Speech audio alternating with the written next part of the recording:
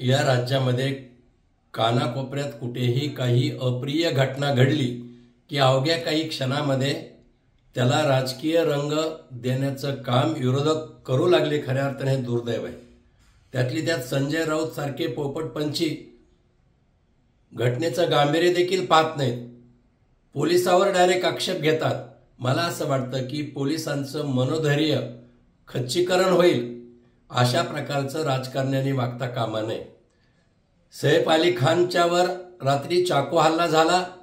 पोलिसांना माहिती मिळताच वेगानं तपास आहे आणि खऱ्या अर्थाने आता धागेदोरे सुद्धा त्याची लागू लागलेत. घरात काम करणारी महिला, तिला पकडण्यासाठी तो बाहेरून आलेला चोर. वास्तविक पाहता ते घटना आता त्याला आरोपी देखील पकडतील, कारण कायदा आणि सुव्यवस्था चांदा ते बांधा अबाधित ठेवण्याचं काम सक्षम गृहमंत्री मुख्यमंत्री माननीय देवेंद्रजी फडणवीस साहेब करतायत. संजय राऊताच्या पोटात दुखतं कुठं?